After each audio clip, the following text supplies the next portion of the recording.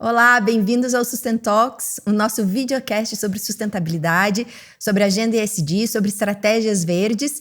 E hoje a gente tem um convidado aqui muito especial que tem a alma dessa agenda. A gente fala muito aqui sobre projetos de futuro, sobre como a sustentabilidade acontece de uma forma geracional, como a gente deve salvaguardar o planeta, mas o que falar sobre situações que já aconteceram no passado, como resolver esse tipo de situação. E o Rogério Galvão está aqui hoje, com muito prazer. Obrigada por ter aceitado o nosso convite por estar aqui. Rogério, diretor de projetos de valor social da Vale. O que isso significa? Bom, antes de mais nada, agradecer pelo convite, né, Natasha? Prazer muito grande estar aqui, podendo dividir um pouquinho dessa nossa experiência, né, igual você comentou.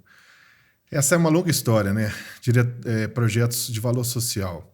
Eu trabalhei muito com projetos, né, esse tempo todo, e eu vou contar um pouquinho mais à frente a experiência específica do que é tratar uma reparação depois do rompimento que nós tivemos lá na barragem de Brumadinho. Deixa eu contar uma coisa aqui para os nossos ouvintes. Rogério, sua formação é de engenharia. Sim. Você tem MBA em gestão de projetos, gestão de negócios. Você está cursando um mestrado também nessa área de gestão de projetos, gestão de pessoas. Isso é uma coisa muito sensacional, porque você vem da engenharia e você entrou numa área que envolve pessoas. A aridez da engenharia encontrando essa humanização tão necessária ao lidar com pessoas. Então, é uma trajetória que eu também gostaria que você falasse sobre ela. Como é que você uniu essas duas pontes para estar hoje nessa diretoria? Você comentando assim, você me fez rever um momento muito especial que eu tive na Vale, que trabalhando com projetos, né? Trabalhei com projetos de capital, investimento, corrente, de toda e qualquer natureza. E comecei, então, a trabalhar no projeto de reparação de Brumadinho, né? E a gente tem uma vice-presidente, a Malu, de sustentabilidade, e ela confessou para mim que ela achava a engenharia uma área muito árida, muito concreto, né? E a gente teve ali quase 2 anos de relacionamento, e aí eu acabei mudando de área, né? Eu comecei a trabalhar na área da reparação, depois a empresa sentiu essa necessidade de criar uma diretoria de que gerasse valor social. Isso foi quando?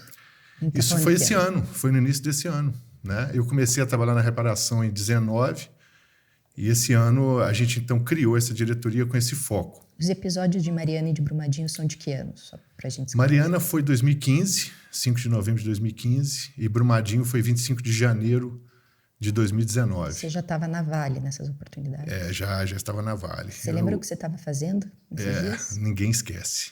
Mas é mais ou menos como ninguém esquece. Tem alguns episódios da nossa vida que a gente nunca esquece. Ninguém esquece onde estava quando soube que o Senna morreu. Ninguém esquece onde estava quando caíram as Torres Gêmeas. Exato. E você, esse episódio... perfeitamente, de cada detalhe. O que você estava fazendo? Porque uma delas era meia hora do almoço, certo? 12h28. Especificamente nessa hora do rompimento, eu estava mergulhando, né? Eu adoro mergulho. Eu estava mergulhando no Abismo Inhumas, em Bonito. Exatamente nesse horário. E quando eu saí, né, eu fui almoçar e meu celular começou a tocar igual um maluco. Eu não estava acreditando no que eu estava vendo, né? Então, eu não precisei falar nada. Eu estava de férias com minha família, a turma já estava sabendo, peguei o primeiro voo e aí me apresentei desde então, né? Estou lá na reparação desde... Eu só consegui chegar lá 1 dia e meio depois, né? Mas eu estava comentando da Malu, então ela... Quando eu mudei dessa área da reparação e fui para essa diretoria específica, né, de valor social, ela fez uma homenagem para a gente que foi assim, muito marcante, que ela confidenciou que realmente ela achava essa questão do concreto, da engenharia, do engenheiro, né, ser muito cartesiano, muito... E a gente pôde conviver nesse projeto de reparação que é uma experiência assim, sui generis, né, bem difícil. E aí ela me fez uma homenagem. Ela mandou fazer ali um bloco de concreto, ela queria que fosse concreto, né? Mas que tivesse ali uma representatividade da reparação. E aí ela confessou que realmente assim, a gente pôde trazer esse lado que você falou da humanização, né? Das entregas dos projetos. foi muito marcante. Eu falei com o Malu, eu falei assim, olha, uma das melhores homenagens que eu já pude receber, né? É exatamente essa impressão que a gente quer passar, né?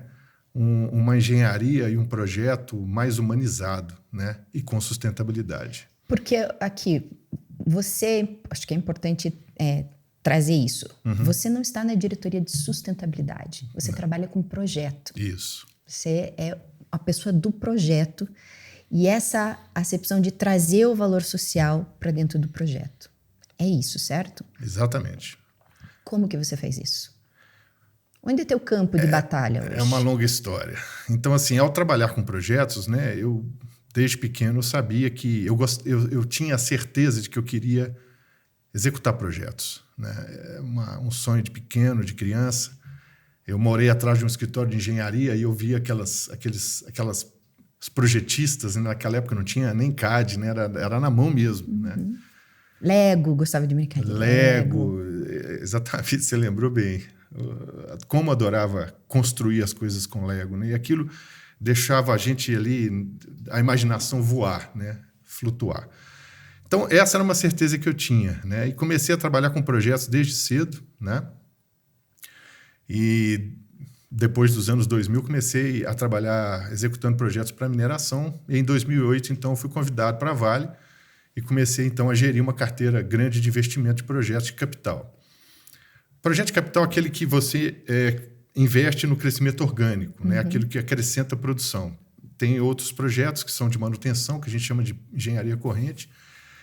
E aí surgiu, então, esse novo projeto, essa nova forma de fazer projeto, que é exatamente o lado do S do ISD, né? Isso antes das tragédias ou depois? Não, foi depois. Precisou do... Porque a gente está falando aqui da Vale, a Vale tá ali sempre disputando com a Petrobras de maior empresa do Brasil, né? Em termos de valor em bolsa de valores. Então, estão sempre ali, qual que é a primeira? Às vezes é a Petrobras, às vezes é a Vale, mas estão sempre disputando entre elas. Mas mesmo assim, foi necessário, de algum modo, a ocorrência de uma situação dessa magnitude, ou duas situações dessa magnitude, para que esse valor pudesse passar a ser incutido dentro dos negócios. Como é que você está lá? Vale, ela ficou muito tempo fazendo um investimento em projeto de capital da ordem de uns 500 milhões de dólares por ano. De repente, ela passa a ter várias aquisições e começa a realmente investir pesado no crescimento orgânico, né? Realmente para poder ampliar o seu portfólio. E aí, a gente trabalha muito em house, né? A gente trabalha muito dentro das nossas áreas. Então, o projeto... Você né, diz in-house, está falando não contratar. Você desenvolve a tua equipe dentro... Mas trabalha numa área dentro da sua propriedade. Né? Brumadinho foi uma ruptura completa, total. Né? Porque o impacto foi absurdo. Né? O impacto é incomensurável. Ninguém consegue imaginar. Só a gente que viveu e que consegue sentir as dores de todo mundo impactado, que faz você rever todos os seus conceitos. Todos os seus conceitos. E aí a gente percebeu, né? Estou falando também mais pela minha experiência, a necessidade de a gente trabalhar de uma forma diferenciada. Né? Não se faz projeto sem você entender o todo e entender a estratégia. Né? Então, a gente percebeu a necessidade de ampliar muito a nossa escuta. Né? Porque a gente comete um erro muito grande, né, ao realizar projetos de grandes montas. Né? É a gente ter ali O que é fazer o projeto? O projeto... O que é um projeto? Boa pergunta. Tecnicamente falando, então você está dizendo, né? O que significa fazer um projeto, desenvolver um projeto? Uma coisa é executar o projeto. Teu momento de desenvolvimento do projeto, como é que você faz isso? Boa pergunta. Tem uma definição que eu gosto muito do PMI, por mais simples que seja, eu trago ela como uma grande definição. Né? Boa pergunta, Natasha. Projeto, para mim, é toda e qualquer iniciativa que tem início, meio e fim para um fim estratégico. Isso é projeto.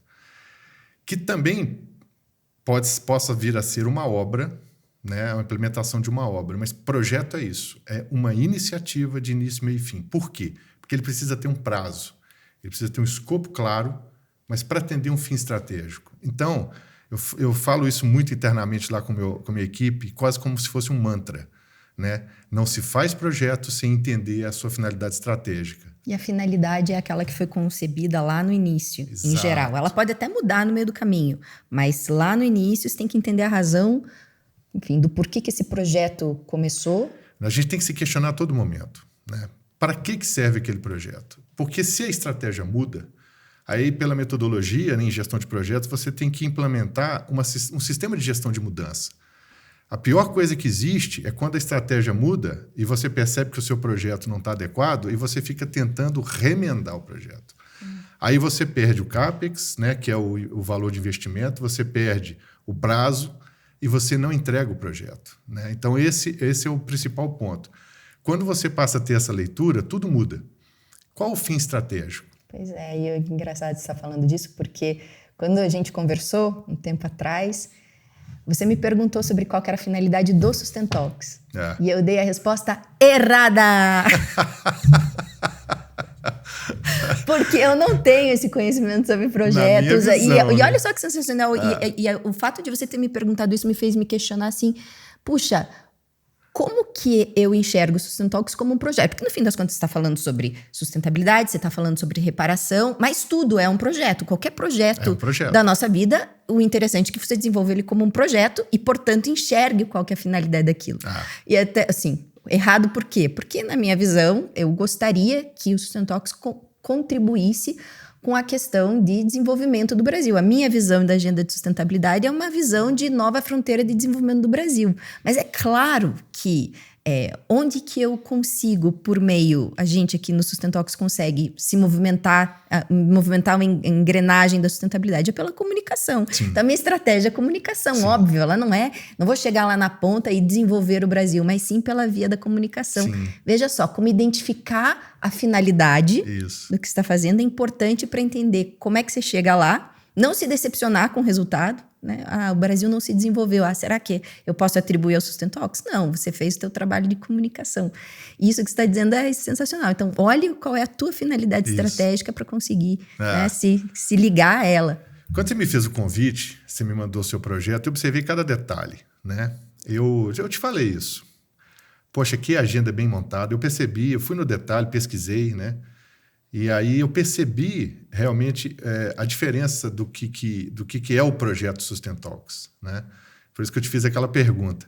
E o grande segredo, né, de um grande... Assim, você pode fazer pesquisas em várias entidades, como o PMI e a IPA. O grande segredo para um sucesso ou um fracasso da implementação de um projeto é a comunicação. Comunicação, para mim, é uma ciência, é uma arte, né? E ela que move as questões. Então, na hora que eu observei, tudo do seu projeto ali, quando você me mostrou, comunicou. Né? Obrigada. É verdade. O então, agradecimento é para a equipe toda. É verdade, para todos aí, não tenho dúvida. A gente observa detalhes, né? Então, por isso que eu te fiz aquela pergunta. E você implementa essa questão de comunicação na tua diretoria? Totalmente. Me dá um exemplo bem-sucedido e mal-sucedido, enfim, da questão de comunicação. Porque é muito fácil, né? Aqui fala das alegrias e tal, nossa, projetos, mas tem muita dor no meio do caminho, não só pela teu caso específico, né? Enfim, é uma agenda que... Isso você fala com muita humildade, acho que isso é uma coisa que eu gostaria realmente de transmitir, Rogério, que desde, enfim, de quando a gente se conheceu, aqui, em todas as nossas interações, todas as vezes que eu vejo você falar sobre o teu trabalho, a primeira impressão que você me passa na tua comunicação é humildade. Como ela é importante na tua comunicação. Mas me conta aí 2 projetos, um que foi bem sucedido, um que foi mal sucedido nesse ponto de vista de comunicação. Então, assim, por que eu considero a comunicação fundamental? Isso é estudado, né? É pesquisado. O grande sucesso de um projeto ou fracasso é o seu plano de comunicação. Então, depois que eu comecei a estudar essas questões, eu comecei a ter esse olhar mais atento. E comecei a me acercar de pessoas boas de comunicação. Isso é muito importante. E ter muita escuta ativa para você captar, né? Então, projeto impacta. Não tem como, né? O projeto, dependendo do seu porte e da sua finalidade, do seu fim estratégico, né? Ele impacta. Não tem como. principalmente em projetos onde que você vai trabalhar em comunidade. Então, se você não fizer um bom plano de comunicação, trabalhando em todas as condições de mitigar aqueles impactos, você não consegue implantar um projeto. Então, você precisa conhecer o território, você precisa conhecer, através daquele fim estratégico, aonde você precisa chegar, né? E você não faz isso entre quatro paredes. Não faz. Você pode contratar os melhores projetistas, você pode contratar as melhores empresas, mas se você não fizer um bom plano de comunicação, aonde que você explica para a comunidade que você vai impactar sim, mas que você pensou dessa forma para reduzir, é respeito. É respeito. Você tem que ter um absoluto respeito naquele impacto, né? Uhum. E aí você começa, então, a trazer aquele senso de pertencimento do que você está entregando, né? Então, eu estou falando isso mais especificamente em projetos que a gente tem ali, relacionamento com comunidade. Tudo impacta, tudo porque você traz recurso, você traz equipamento, né? Impacta para o positivo e para o negativo. Impacta. Você tem que mitigar o negativo para que gere valor para o positivo. Por isso, então, que a gente sentiu a necessidade de montar essa área que a gente está chamando de valor social, para que a gente realmente tenha um olhar diferenciado na forma de implantar. Eu não esqueço de uma assessora do Ministério Público com especialização em gerenciamento de crise, e nas primeiras interações que eu tive com ela, logo após ali aquele caos que a gente viveu, ela chegou para mim, eu não esqueço dessa frase, ela falou assim, Galvão, vocês têm a potencialidade de realizar, vocês vão realizar, mas cuidado com o como, atente com o como faz toda a diferença. Aquilo caiu que nem um raio na minha cabeça. Eu falei assim, vixe. Aí eu comecei a entender o que ela queria dizer.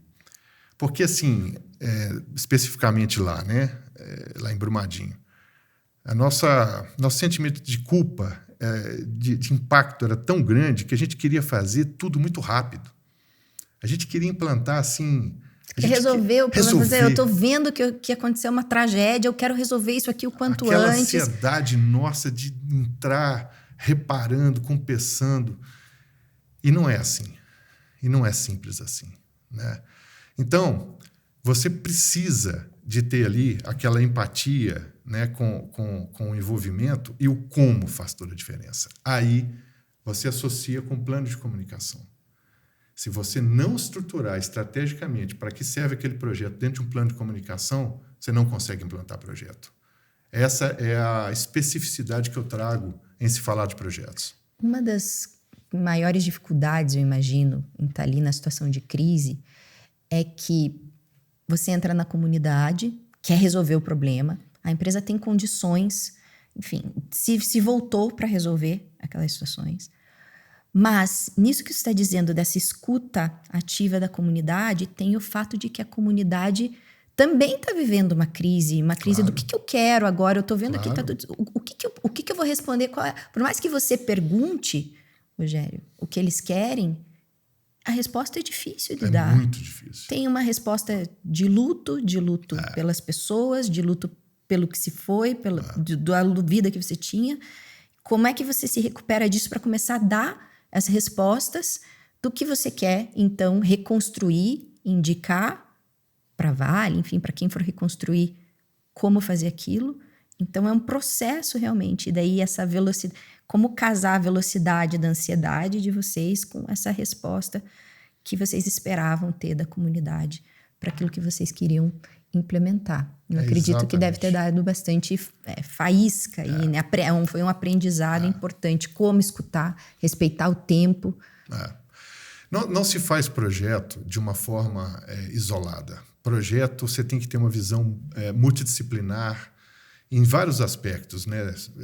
Ambiental, socioeconômico, né? Então, você precisa de ter grandes conectividades, né? Eu sempre falo isso. Não se faz projeto em quatro paredes, né? Se você não for a território, se você não conhecer todas essas interrelações, você não tem um projeto e muito menos sustentável, né? Você tem que pensar do seu objetivo estratégico até a sua manutenibilidade. Isso é projeto, até a sua forma como ele vai ser manutenido, né? Então, isso tudo conversa.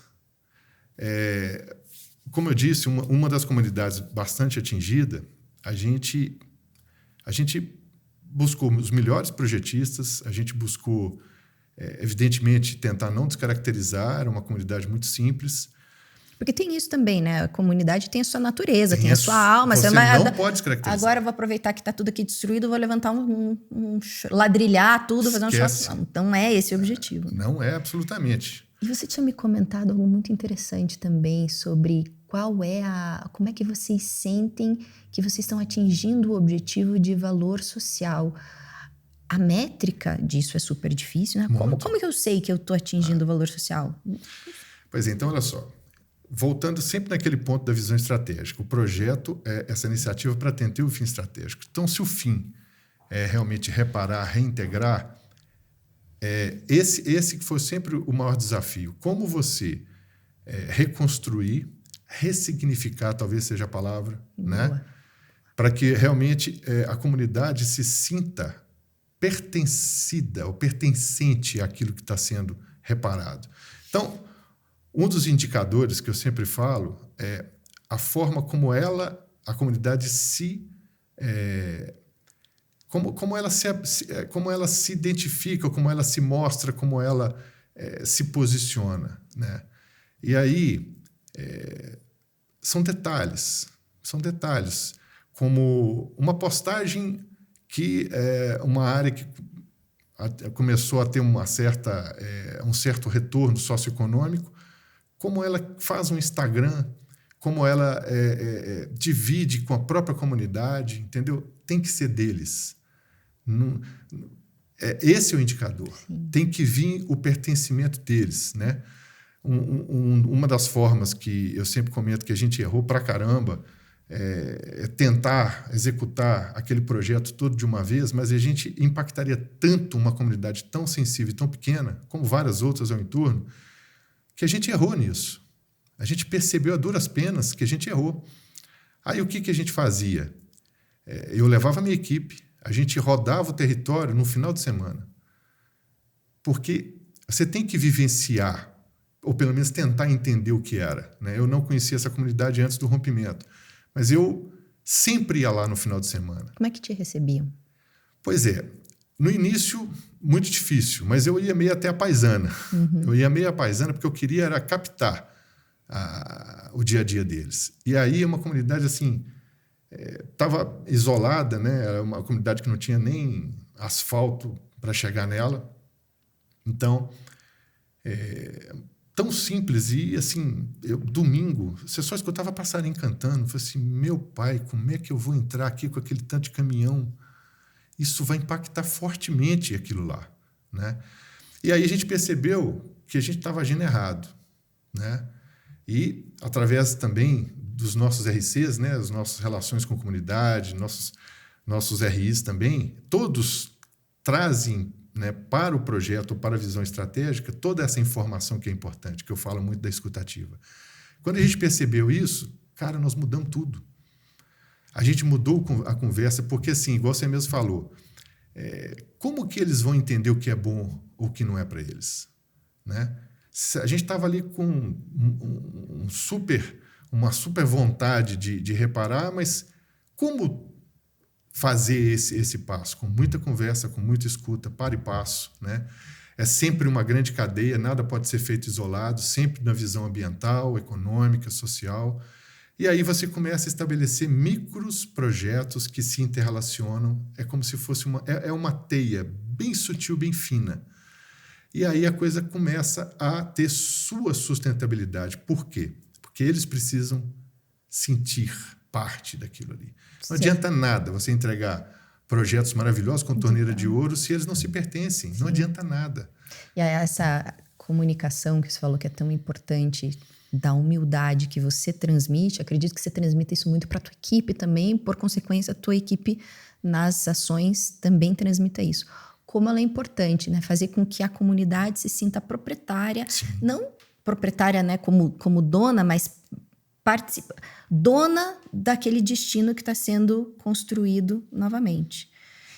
É muito difícil, é um super desafio. Né? Sem dúvida, mas é muito gratificante ao final. Quando você faz uma entrega e quando você percebe que a comunidade entendeu, né, o objetivo, cara, é uma energia surreal. Porque no fim das contas, muito disso também tem a história da gente ter o direito à comunidade, as pessoas, enfim, terem o direito de errar, e quando você entrega tudo, a pessoa não participou daquela decisão, não conseguiu fazer o cotejo sobre si, puxa, isso é bom, isso é ruim, e estão tomando as decisões por mim, eu não consigo nem decidir o que é bom, o que é ruim, isso faz parte da questão da escutativa, acho que essa é a principal mensagem que quando nós conversamos, você transmitiu para mim essa questão de como trabalhar a escutativa. Escutar é muito mais difícil, escuta de qualidade é muito mais difícil do que executar, imagino, porque faz parte lá do desenho de estratégia. Né?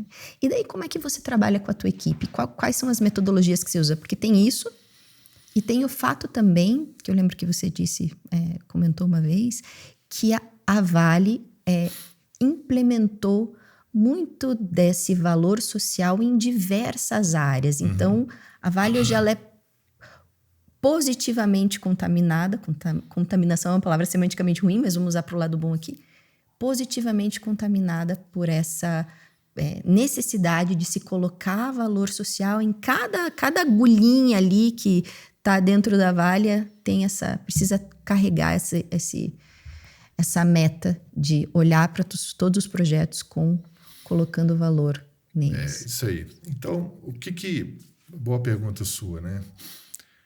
Você precisa realmente fazer um bom trabalho com a sua equipe, né? Eu até gosto muito de uma frase de Simon Sinek que fala que bons líderes não se preocupam com resultados, bons líderes se preocupam com pessoas. Pessoas geram resultado. Então, esse já é um diferencial. Ao se trabalhar num projeto como esse, você precisa disseminar esse cuidado com as pessoas.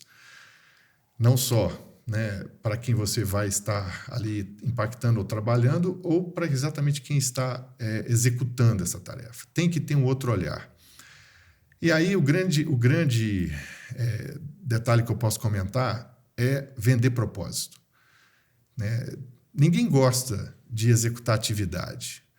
Né? Ninguém gosta de dar e receber ordens, mas todo mundo defende um propósito.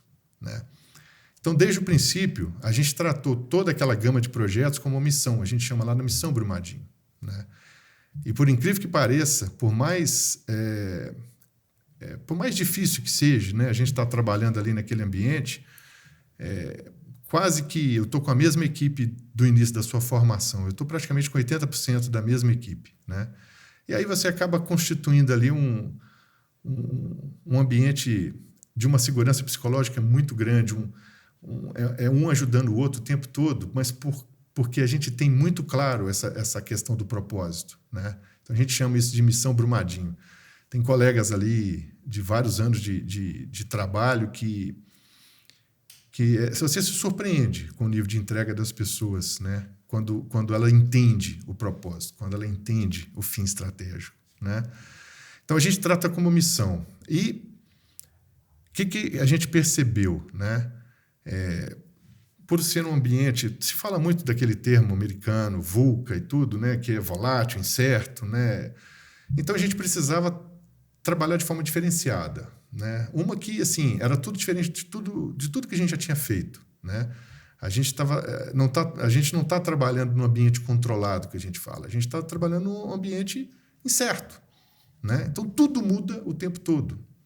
Né? As prioridades mudam, as emergências se alteram. Né? Então, eu precisava de ter uma equipe fluida. Né? Eu precisava de ter um processo diferenciado. Porque como é que eu ia? Porque em projetos, se você tem um escopo, você consegue dimensionar uma quantidade de recurso. E quando o escopo é variável? Sim, porque ele vai mudando conforme justamente escutativa. Depende. E tal. Você precisa ajustar um projeto, ou então chega uma outra emergência, porque a gente trabalhou sobre emergência ali um bom tempo. Né? O ano 19 foi isso. Então, você consegue ter um certo nível de controle, mas lá vem outra necessidade, outra forma de se implantar. Então, eu percebi que a gente não podia trabalhar de uma forma convencional, padrão, né? E aí, chamei alguns consultores, né? Isso é legal, né? Você pensa muito chamar ajuda. Mentores é outra coisa que faz a diferença. Eu tive bons mentores, né? Senão, você não consegue superar certas questões, né? Eu tive bons consultores e bons mentores, né? E aí, eu me acerquei de bons consultores, né? E pedi para que trouxessem o que há de novo, o que é inusitado. E aí, a gente foi buscando outras metodologias de trabalho apesar da Vale assim, ser uma empresa bastante hierarquizada e que, né, faz parte da sua governança, mas eu percebi que, para dar conta daquele escopo, uma estrutura hierarquizada não ia dar conta. Porque exatamente como que você consegue crescer ou reajustar a sua estrutura conforme o escopo, os desafios e os prazos, né? Quase todo o nosso escopo que nós estamos lá são termos de compromisso. São questões legais a serem obedecidas, né? Tem questões judiciais, é um universo de questões. E grande parte dos compromissos com multa. Mas eu posso dizer que, além das tuas obrigações, das obrigações da Vale legais, que vieram por meio de, enfim, termo de ajustamento de conduta, obrigações legais e tal, tem uma porção importante do voluntário? Claro, porque além desses compromissos, a gente percebe a necessidade do território. Então, a gente executa projetos para atender esses fins, né? Mas também para o que a comunidade necessita, e, é claro, uma grande escuta com o poder público, com o poder municipal, né? Para você não interferir nos seus processos, principalmente no seu plano diretor, né? Mas esse arcabouço inteiro. Antes da gente assinar o acordo judicial com o Estado, né, a gente foi para as comunidades e desenhou todo esse escopo do que a gente chamou das primeiras necessidades de reparação, né? Então, era tudo muito incerto, né? E aí, a gente resolveu, então, adotar uma outra metodologia de projetos, né, para dimensionamento de estrutura, que é a metodologia ágil, né? Uhum. É uma metodologia, para mim, totalmente inusitada, né? Mas o que eu falo com a minha turma lá, que o que foi bom é que a gente não teve outra alternativa. Sim. Então, ou era essa, ou era essa. Não tinha outra alternativa, né? Então, tem uma frase que eu gosto muito lá, que é pensar grande, né? Ter a visão estratégica, começar pequeno, agir rápido, errar rápido e consertar rápido. Então, o grande segredo é você, assim, no nosso caso, né? É você ter um piloto, né? Você executar um piloto e você estruturar por etapa, né? Então, assim, era muito inusitado. Você vai aprendendo, tem muito de aprender conforme o processo. O processo caminha, você aprende com ele. Aprende junto, todos aprendemos juntos, né?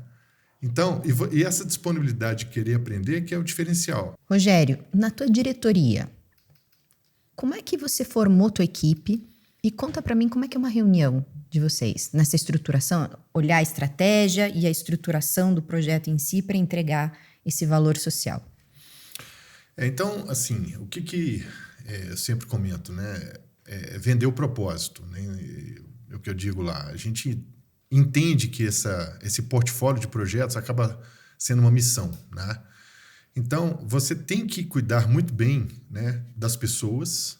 Você tem que criar uma ambiência e uma segurança. Você fala muito, pessoas. Acho que a palavra que você mais falou aqui foi pessoas. Ouvir pessoas. Como isso está dentro do teu coração, como isso está na tua alma, naquilo que você executa no teu projeto e faz toda a diferença. Faz toda a diferença. Criar essa ambiência, né, essa segurança psicológica, eu gosto muito da Amy Edmondson, que ela fala muito disso. E a gente replica muito essa linguagem e ela tem que ser top-down, entendeu? Ela tem que vir de cima para baixo para que realmente todo mundo se sinta confortável e faça o seu melhor, né? E não tem problema errar. Você tem que criar essa ambiência.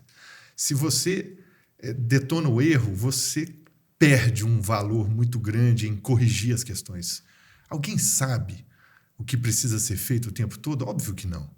Mas se você não criar essa segurança, como é que você consegue, então, realizar as entregas que são necessárias? Então, esse é um mantra, né? Você criar essa segurança psicológica. Ainda mais porque o projeto que vocês tocam lá não tem outro parâmetro. Não tem outro Você parâmetro. está resolvendo um problema muito único, né? Personalidades, comunidades, as pessoas estão lidando com gente. Não tem, cada um tem seu CPF. Então, na dimensão do que foi.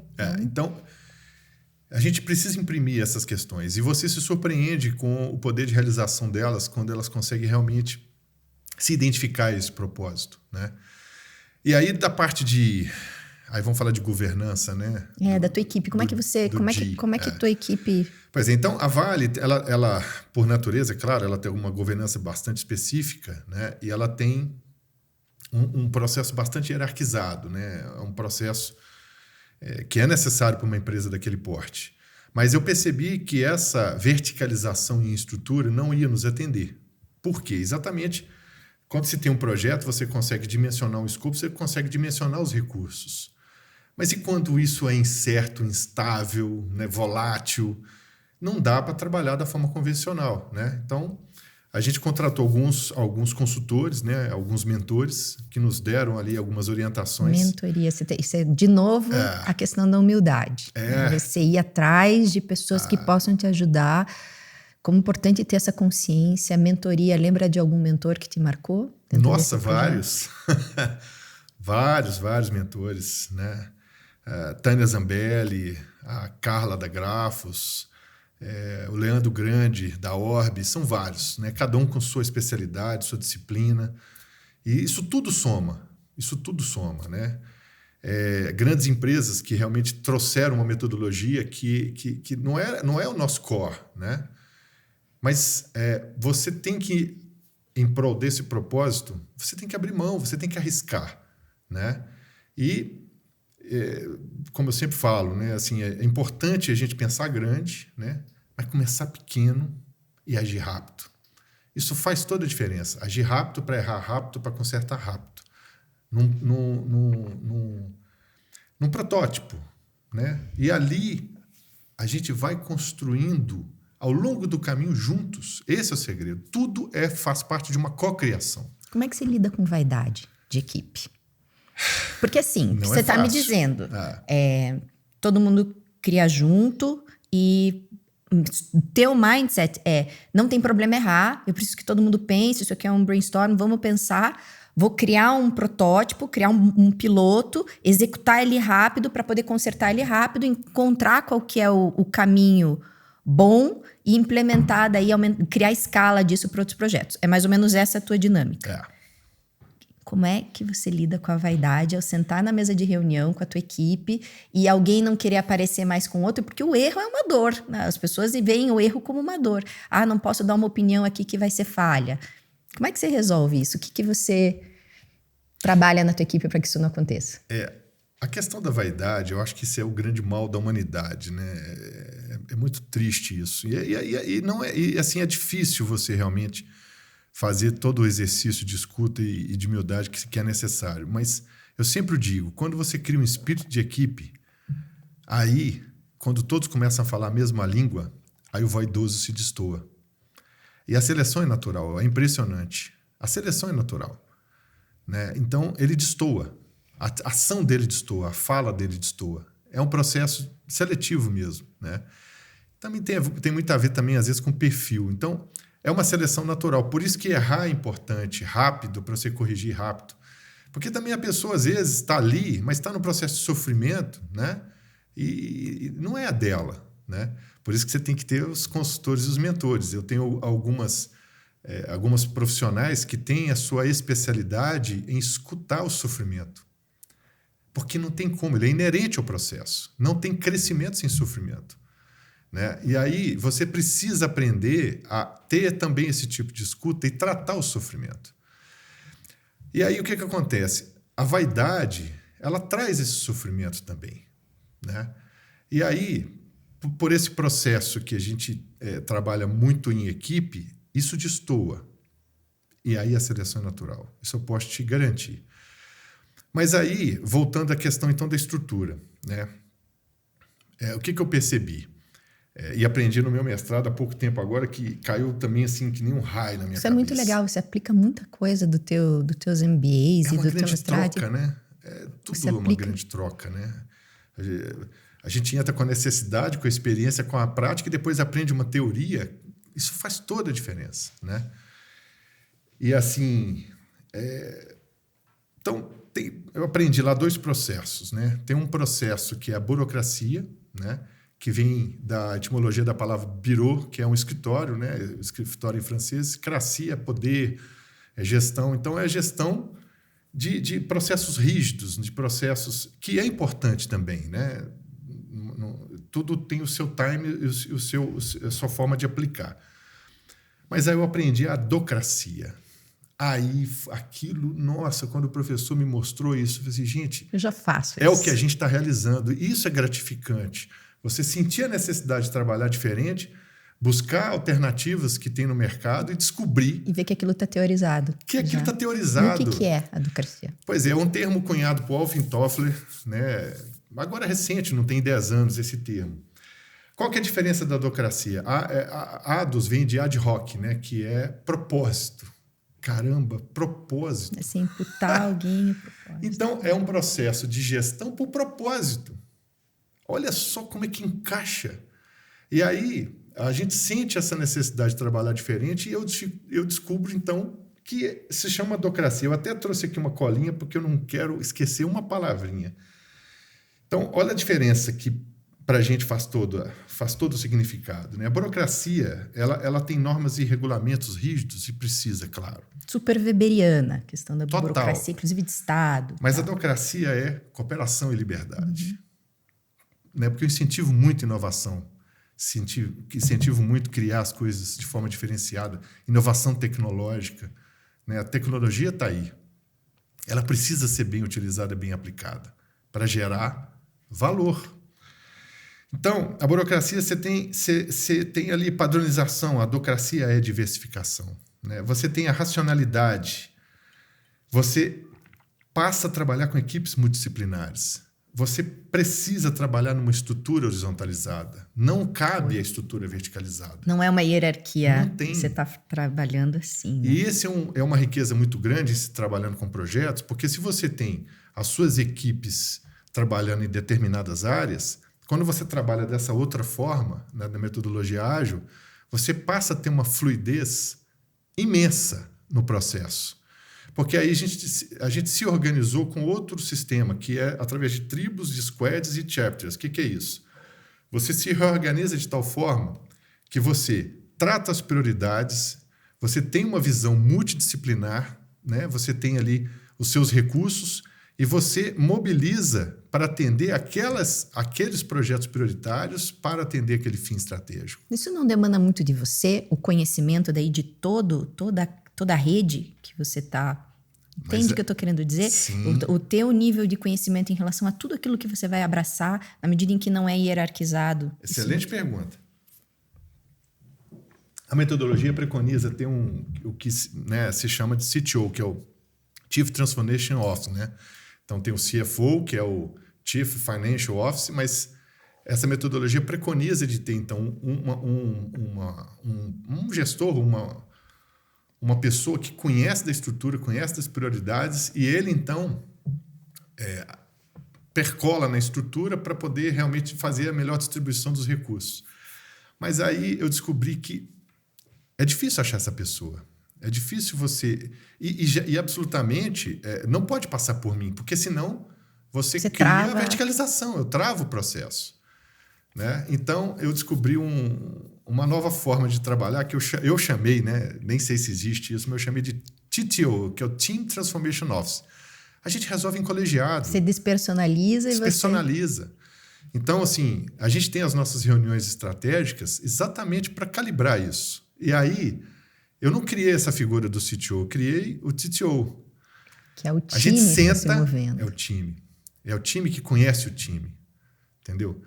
E aí você consegue, então, fazer essa mobilização. E aí, novamente, revisitando a estratégia, fazendo a correção de rumo e fazendo os ajustes que são necessários do ponto que você precisa de investimento de recursos. E o mais nobre são as pessoas. O mais nobre é botar a pessoa certa, no lugar certo, na hora certa. Quando você alcança isso, aí o resultado vem, não tenha dúvida. Esse pessoal vai para campo? Muito, muito. Não tem como trabalhar, sempre digo isso. E como que é a interação deles com o campo? Como que é um dia a dia do pessoal da tua equipe no campo? Como é que vocês atuam? São várias formas de trabalhar, né? Eu, como sempre digo, eu não trabalho sozinho, apesar de eu ter uma área de projetos, mas a gente tem que se relacionar com toda essa área de interface interna e externa, né? Eu me lembro que logo no começo, nas primeiras reuniões onde a gente estava ali prestando conta do que a gente ia fazer, eu contei 12 órgãos públicos sentados numa mesa. Imagina o quão inusitado é isso. E você tem que aprender a ouvir e falar com cada uma dessas entidades. Senão você não consegue performar. Você tem que ter essa habilidade. E são pessoas que não estão na tua metodologia de equipe, né? Você não fala com essas pessoas de modo horizontal. Ali é uma outra caixinha. Que você tem que prestar essas contas. Mas o resultado é o que nos defende. E aí a gente percebeu que o mais importante é você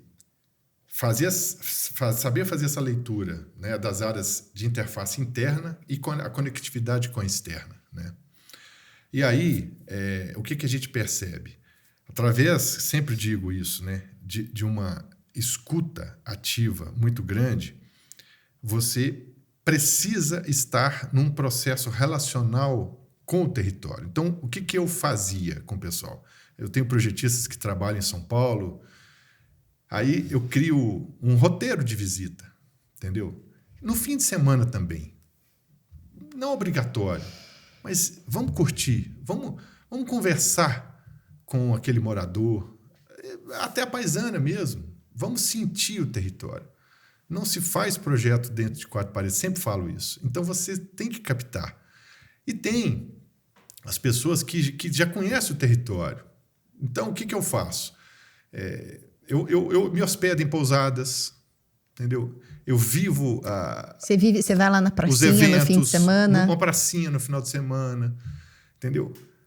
Tem uma senhora que eu sou fã dela, a Cleide, ela tem um café lá em Brumadinho, recomendo. Uma pessoa de uma humildade, de uma simplicidade, de uma sabedoria tão grande. E aí eu vou lá sábado, né? Já está virando um point, né? Porque as coisas que ela faz ali é de uma qualidade incrível. Aí eu vou para lá, para conversar com a Cleide, entendeu? E ela mora ali naquela região há 40 anos. Imagina a história de vida que essa senhora não tem, né? E aí eu falei assim, mas Cleide, mas por que suas coisas são tão diferentes, gostosas? Eu falei assim, porque eu faço por amor, por propósito, né? É o meu melhor. E aí ela não usa batedeira. Porque na mão mesmo. É na mão, entendeu? É na colher de pau, entendeu?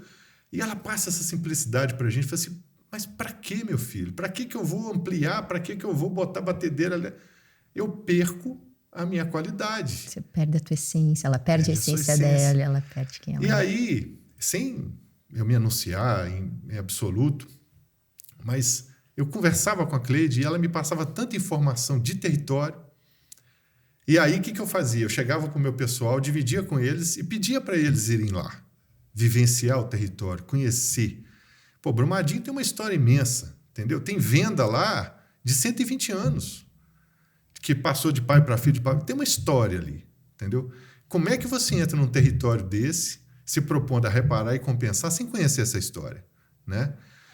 Então, a Vale montou uma série de projetos, né? Exatamente para poder não só implantar essas questões de reparação, mas também para que crie a sua sustentabilidade numa visão socioeconômica, né? A mineração ela tem um processo complexo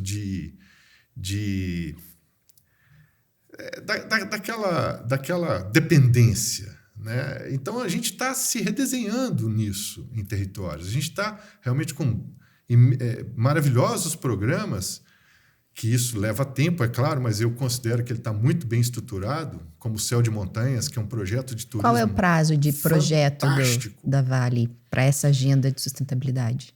Olha, nós assinamos esse acordo de reparação, né, jurídica, a gente chama acordo integral. Nós assinamos... O acordo é só para Brumadinho ou o acordo envolve Mariana? É para toda a bacia do Rio Paraopeba que foi impactada pelo rompimento. São 26 municípios. Então, a gente fez um trabalho junto com o Estado, né? O Estado junto com os municípios, que houve todo um processo de priorização, né? De negociação. Mas esse acordo ele trouxe uma segurança jurídica muito importante para todo mundo. Tanto para a gente, porque imagina a quantidade de demanda que você não recebe. Né? Como é que vai reparar e compensar? Então, o acordo ele trouxe essa segurança jurídica tanto para os municípios, quanto para a gente, né?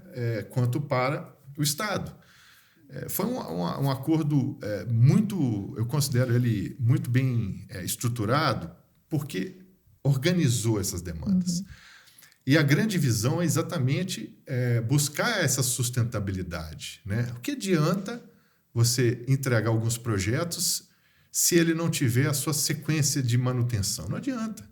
Então, isso tudo faz parte do projeto, desde a sua concepção até a sua entrega. Né?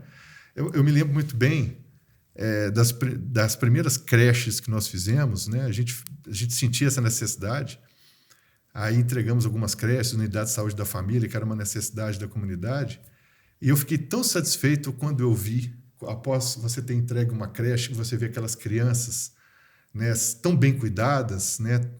É um processo muito bacana. E aí você vê que cada creche criou o seu site no Instagram, sua página no Instagram, onde que eles passam a ter ali, então, uma convivência íntima ali com aquela comunidade. Cara, isso é um dos indicadores. Essa sensação que você passa de se sentir completo no propósito, na entrega do propósito. Quando eu estive em Brasília, uma das razões pelas quais eu fiquei muito apaixonada por Brasília e pelo trabalho que eu estava desempenhando lá era isso. Então, eu trabalhava numa frente de desenvolvimento de projetos de prioridade nacional, né, principalmente de infraestrutura, e a sensação de você ver um projeto complexo caminhar ao longo do tempo para chegar lá no fim e conseguir entregar ele, saber que aquilo vai trazer desenvolvimento, vai trazer progresso, está mudando, projeto de saneamento. Poxa, que é uma coisa que é mais poder tomar banho de chuveiro. E você se apaixona pelo processo porque você quer ver o resultado. Isso é algo que realmente mexe demais e não tem preço que pague a sensação de fazer a coisa certa pelo bem das pessoas. Para mim, isso foi muito marcante e imagino que para você é algo que te toca muito. Porque você passou a Vale, enfim, e você, por muita pressão do governo, dos governos estadual, municipal, federal, uma pressão internacional muito forte, e o teu psicológico precisou segurar ali com base no propósito. Só através de uma grande equipe bem conectada, né? Então, todas as nossas áreas trabalhando em conjunto, isso é fundamental. Mas falando de sustentabilidade, né? Que eu acho que é o nosso grande vetor, né? O Brasil é muito rico. O Brasil, eu sou apaixonado por essa terra, né? A gente conversou sobre isso. E, assim, dói você ver que certas iniciativas a gente não consegue, né, percolar igual o saneamento que você disse, né? Mas quando você olha tanta coisa boa que a gente construiu, por exemplo, falando de sustentabilidade, eu lembro do meu carro elétrico, né? Eu sou fã de tecnologia, estudo pra caramba, gosto, sou curioso. Quando eu comecei a estudar essa questão do carro elétrico, chegou aqui no Brasil em 2015 e tal, eu consegui adquirir em 2017. Aquelas coisas da intuição. Um dos precursores, né? 2017 o negócio estava... Em Belo Horizonte, né? Quando eu comprei o carro, tinham só 7 pontos de carga, né? Hoje nós estamos chegando a quase 100, mas no início era muito inusitado.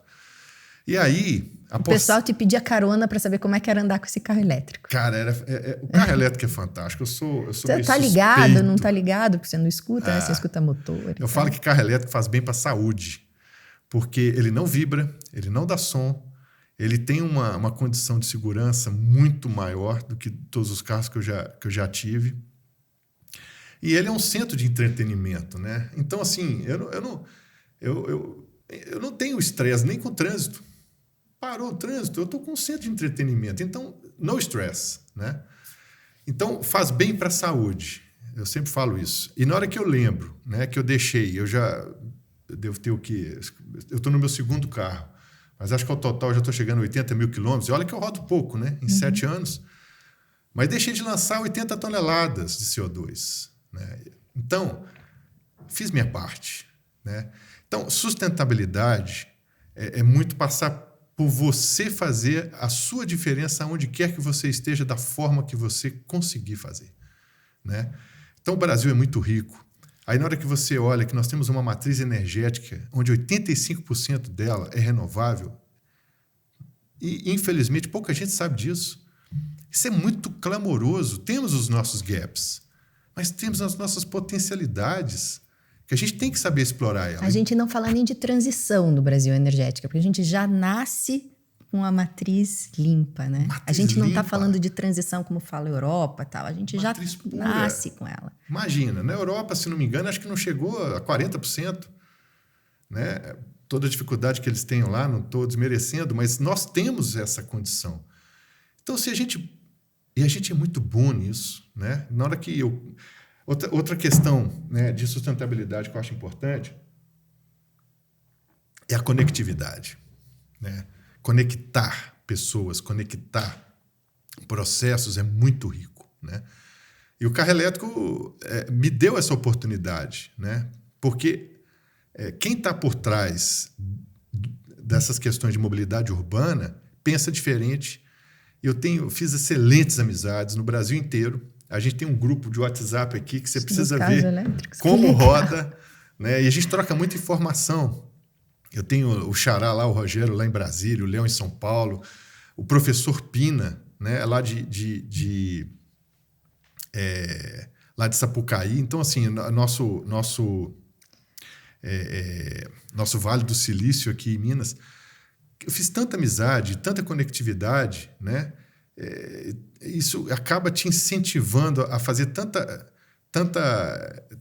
investimento em novidades, em tecnologia, que isso tudo, né?